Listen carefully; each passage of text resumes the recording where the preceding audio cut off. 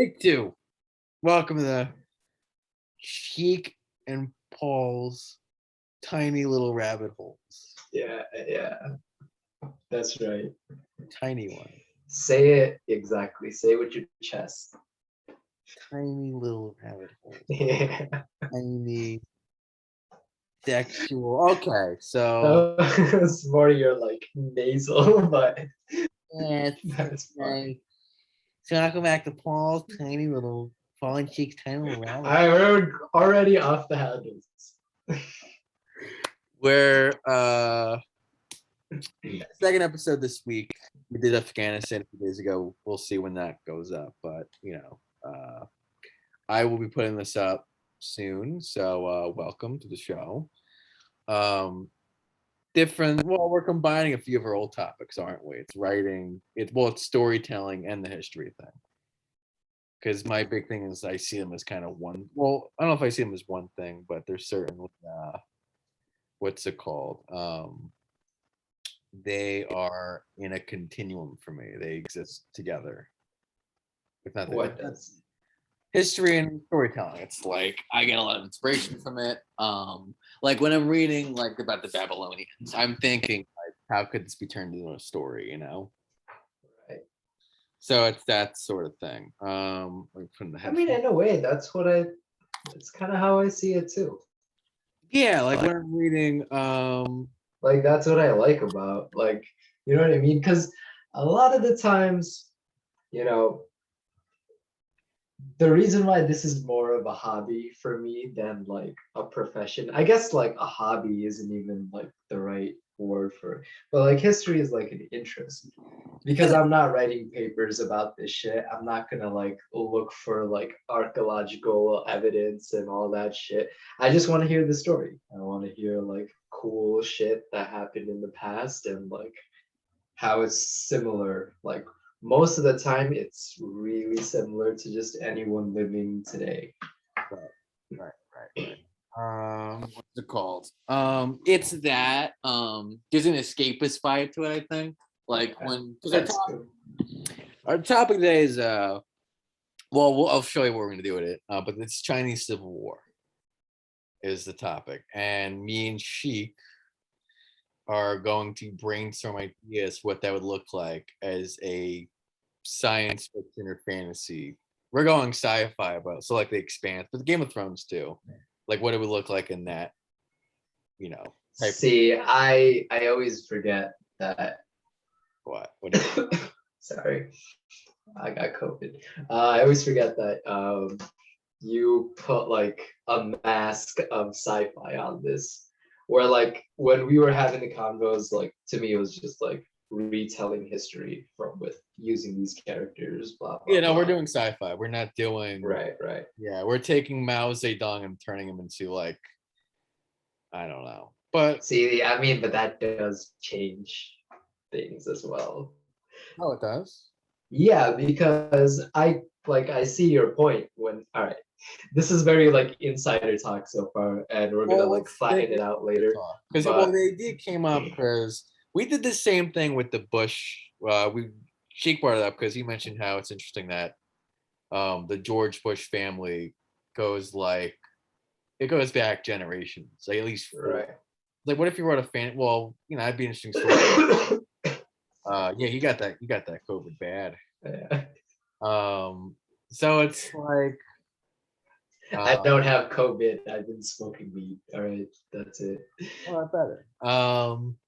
So I kind of what I've done the past few years in terms of my own writing, I would take a story like that and go, okay, how do I make that? Right. I guess into a sci-fi or fantasy thing, and I was showing how I would do it, and we did it a few months ago, and then you mentioned the Chinese Civil War, and I was like, well, let's do that again, and actually let's record us doing it this time too. Right. Okay, so let's just do it from the beginning. Like,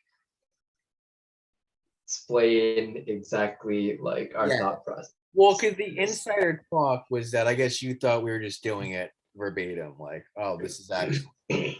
Yeah, I wanted to do Narcos, but with the Chinese Civil War. Right. Right. Which, yeah, if you were to do it as real, like reality, yeah, it's the way to do it.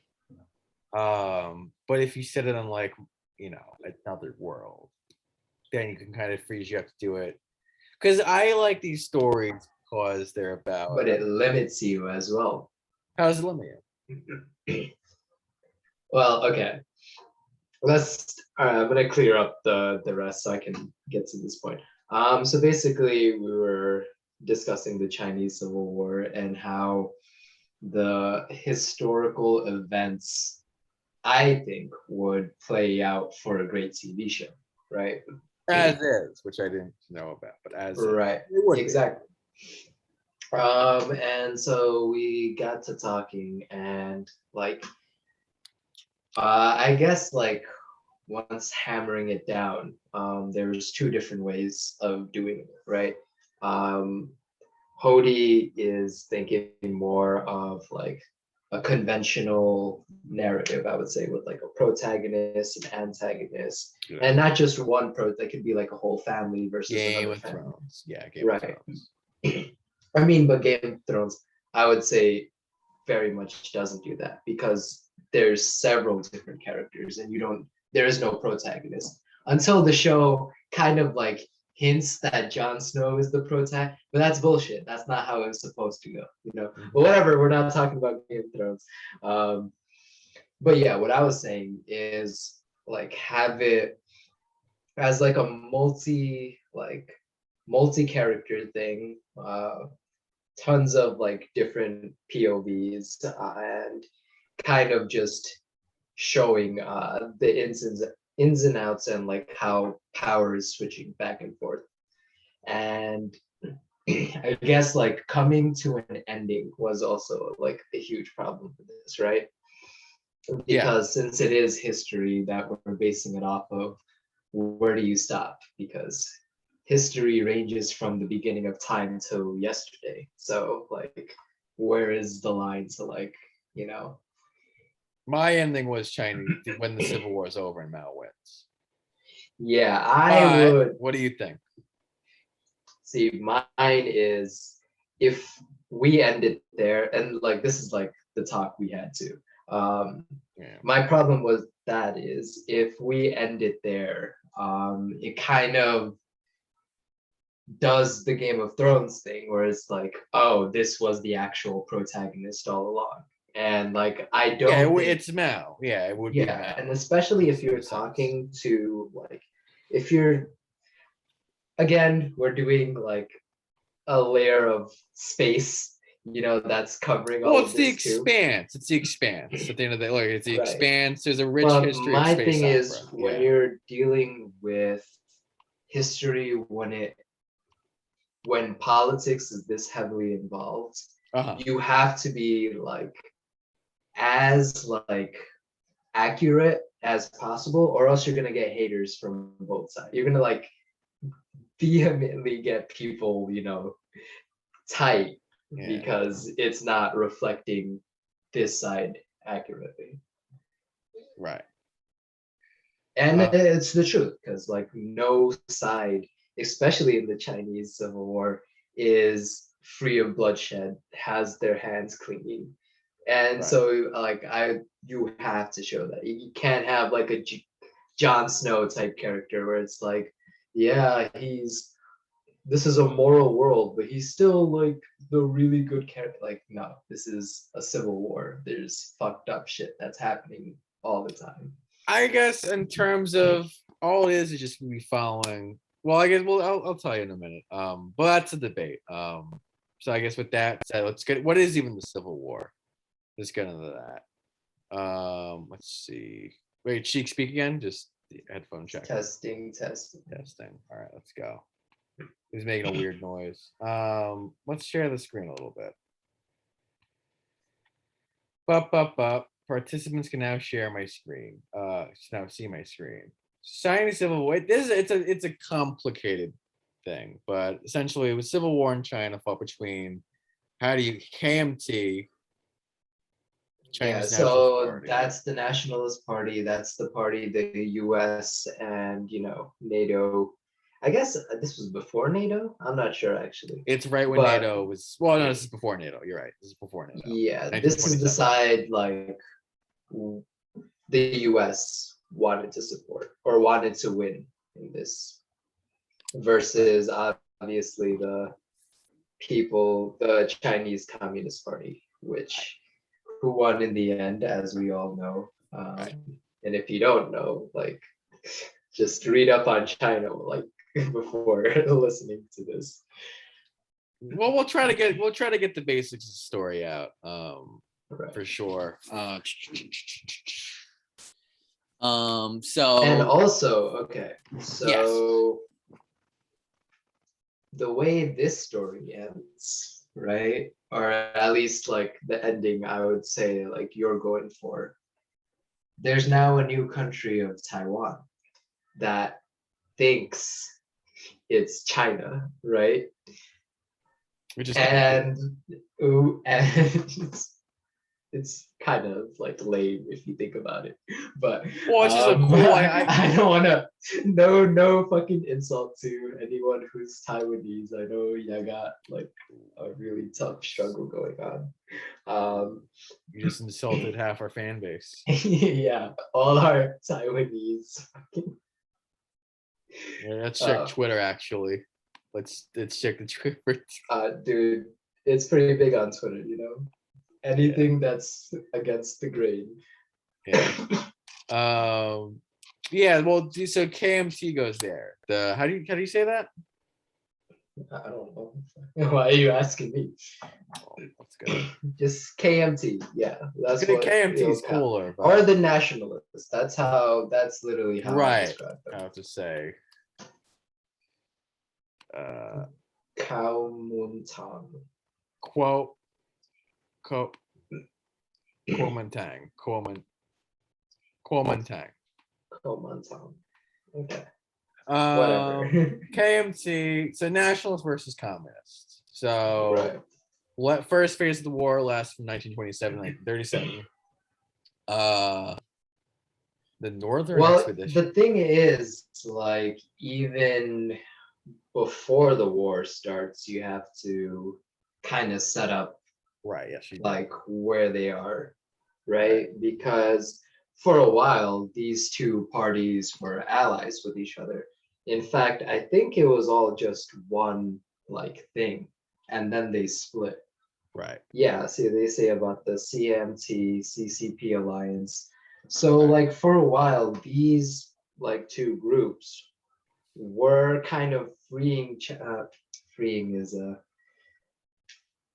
okay, not I don't know if that's the right word or not, but like China was under like a system of warlords, right?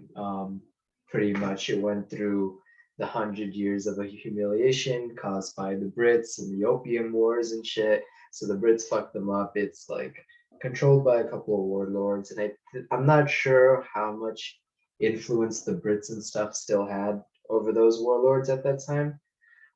But these two groups, the communists and the nationalists, get together and take over China from these like separate warlords. Right. And so, like, if we were gonna start this story, I think that would be the place to start, right? Wait, what? This Civil War story, where you set up the scene of like, okay, we're doing it in space, so maybe we start off small, right? Like this one planet is broken up into a bunch of different warlords, and then you got like this one group of people banding together to unite it as Say one. that. So keep saying yeah. So go back 2 sentences. Okay, so you got one planet that's carved up by a bunch of different warlords. You can think about it as our planet today. So, and then you got this like one group. It's like, oh, we had enough. We're gonna unite everyone and become like a country, but I guess for this it would be a planet or whatever, an Well, empire. that's the Kinification of King Arthur, by the way, but that's fun because the kin went through that too, and King Arthur is known for Oh being yeah, I back mean, yeah. happened also in the German states, How Min happened Chi, Wiki yeah, Bismarck. in Well, Japan, happened in yeah. the Middle East. Bismarck was the first figure I did that with, by the way. With what I'm doing right now, he was the first one where it's like, how do I turn that into a sci-fi story? Right. And this is a great story, but it's yeah. just one tiny part of it. So this would be season one, right? Yeah. All about how like all these different people are uniting and like seeing this hope of like a united territory. But as the season goes on, you start seeing like hints of infighting, right? Between the groups and stuff. Right. And because you're shooting this from multiple perspectives, you could see how the infighting like happens. You know what I mean? You see like, oh shit, from this guy's perspective, he's right. From this other guy's perspective, he's right. And then like, well, this guy is just a piece of shit. So forth and so forth. That's, you know, the Game of Thrones thing. So yeah, by the end of the season, um, like, you know, these two groups that were working together are now split off, right? Um, Also similar to what happened in Spain. But yeah, they split off and now they're fighting each other. Um, but they got the country, right? So as soon as they get the country kind of united, like the fights between each other happens. Um, Actually, I'm not sure if they united the entire country before this happens or not. Well, we just keep But going. We're just getting ideas. yeah, anyway, so it gets united. And then the split happens. And for I would say like half of season two, maybe not even half. Actually, okay. So how I see it is you leave, you know, season one off this cliffhanger, whereas oh shit, they're about to fight each other now, right? The next season you start off like the first few episodes all about this like inner conflict between these two groups, you know, the war is starting, like you kind of sell it that yo, this is the direction this season's gonna go, like these two groups are just gonna fight each other. But then all of a sudden you got the Japanese attack. So a third group comes in. Worse, I mean, like this is an outside invader that's pretty much coming in to like not even caring about whatever's going on in your country. This is just for their own shit. They're coming in to fuck everything up, and they're way crueler than you two ever are to each other because you can't be that cruel when you're fighting against each other in a civil war because you're still trying to get recruits from the other side, right? But this new country can come in, fuck everything up, and be ruthless about it. So you have this going on during the initial like conflict. So how it happened in history is that the KMT had most control of China when the Japanese attacked. So when the Japanese, I guess, what was it, Manchuria, right? Yeah. Nanking and shit. Um, that was under KMT control.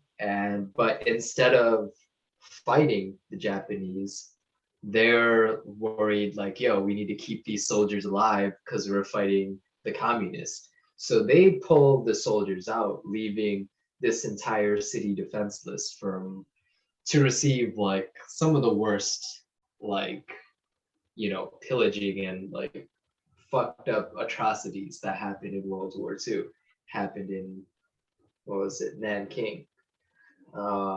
So yeah, you like this group that had the power let this thing happen, right? Didn't even like fight. Um, and maybe I don't know, like maybe I'm like missing parts of history for this, but like you could check it Yeah, again I to will. see what actually happened. Um, but yeah, the Japanese commit like terrible fucking atrocities, and then the rest of season 2 is just like now it's a fucking insurgency against this invading force, that's moving and conquering at rapid speeds. And now like this one group that had like a bunch of control of shit lost a lot of trust within like everyone, because you just let your people die and get like raped and shit. This is KMT. Yeah. So now you see like the popularity for the commies growing even more, because one group fucked up. Uh, but the entire rest of the season, yeah, fighting off the Japanese until and I guess how would you do this in space? Well, so here, all right, two things. Well, one, I mean, if we're doing it as is, because this is where okay, so we're gonna pause there. Is it Paul's ideas?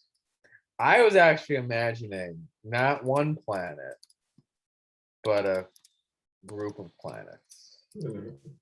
Actually, if we want to do China, because China's massive, right? I'm thinking Star Wars. I'm thinking Thing Mass is, if you Effect, make it that big, you gotta like build out the worlds. which I'm fun. You gotta build out the world that That's big, the fun of which it, means like, though. Yeah. but that means not just one family or one character. Now you got thousands of characters that you gotta like make real, like super true, or else I'm not gonna buy it. Like I can tell when like world building is not up to par and it just throws me out of a novel. I'm like, I'm not gonna read the rest because it was like Harry Potter, it's like your world system wasn't thought out enough for me. So I'm not gonna read this shit. But that's just me. Yeah, I do value character over world building. That's my thing. As long as the characters are engaging, I don't, because here's the thing. My cast list would be Mao, the general. What's his face? It's wild. They were supported by the Nazis.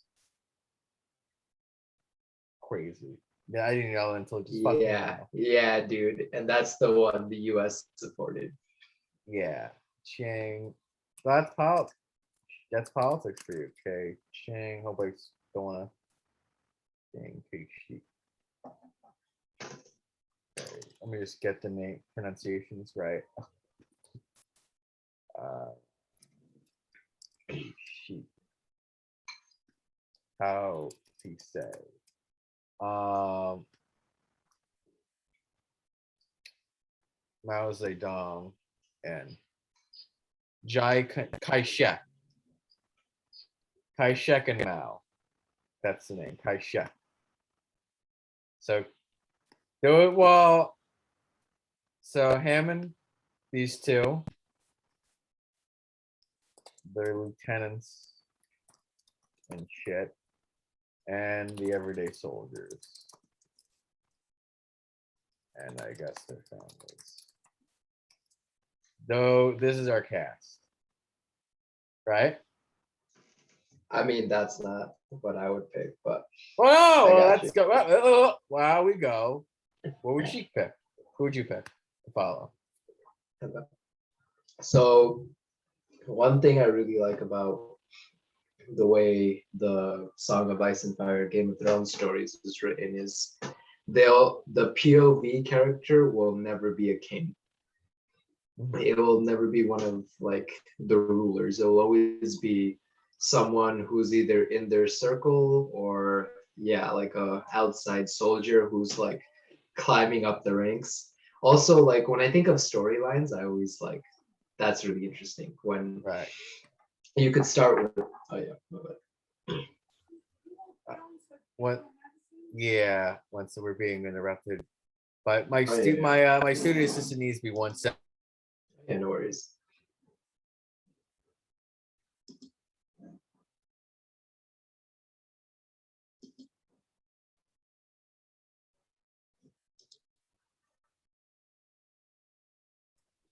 All right. Yeah, my studio assistant.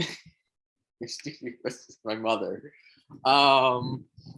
So POV characters. They don't. There's never a ruler. Keep going. Right. So who would it be then? It's always someone who like will either influence the ruler or it depends on like what kind of character it is, right? So this is where like different characters and different POVs will give you different styles of storytelling.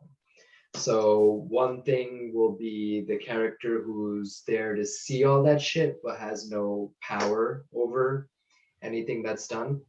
So Sansa Stark would be like an example of that, where she's in the realm, she sees what kind of political plays are being made and stuff, but because of her position, at least until like way later on in the story, she doesn't have any say. She just gets to watch.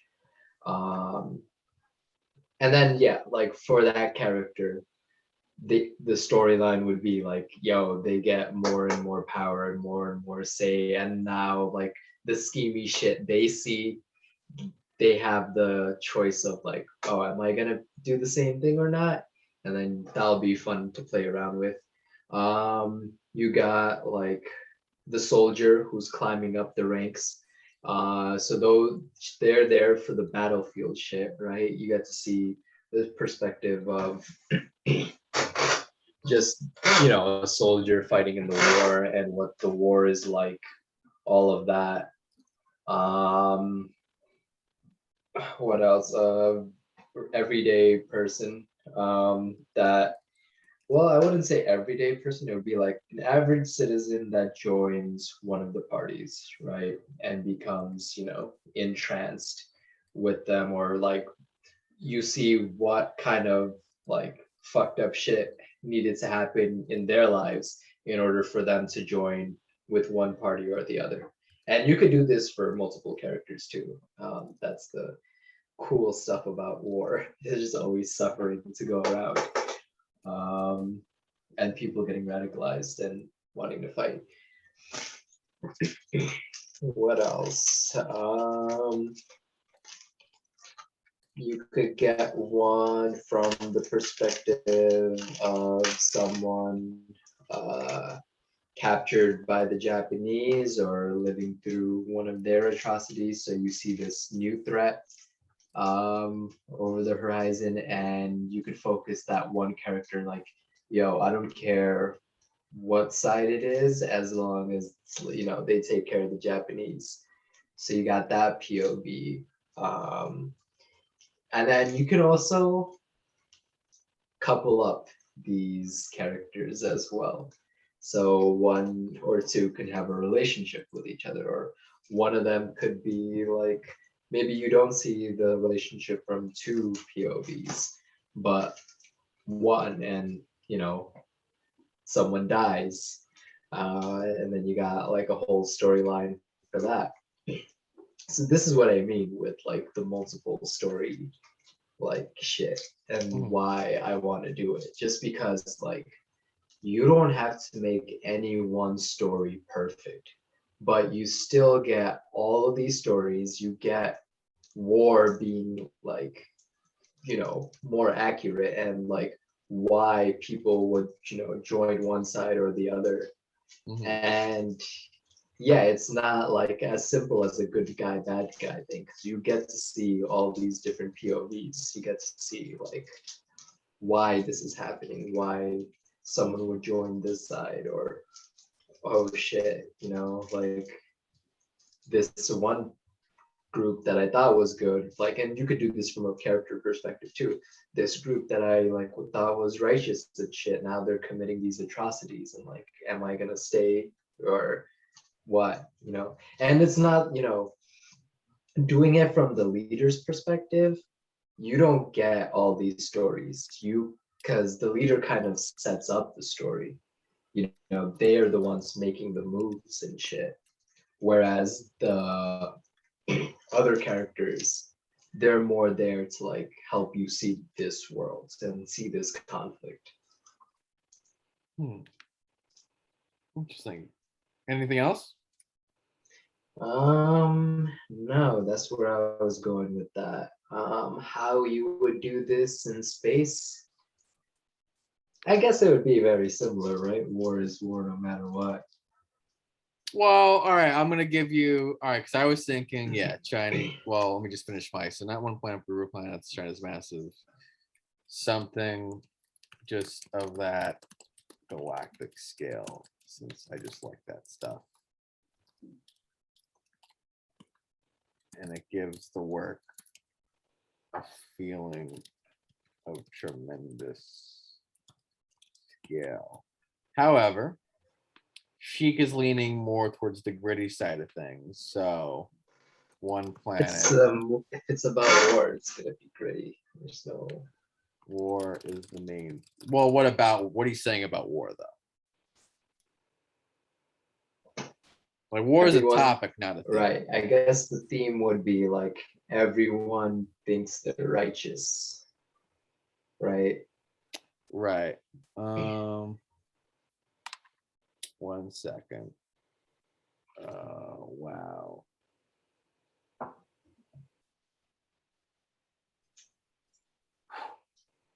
One second. We got. Ooh. 1 second. So, all right. War is the main theme. So, say it one more time. Everyone thinks their cause is the right one. Thinks their cause is the right one. But what's the big but? But there's the hope of there's so many stories. So how could everyone be correct, right? So many stories. Yeah. All right, we're gonna pause right there because I have to ask my mother something because I'll tell you off camera, but we're gonna stop recording right here.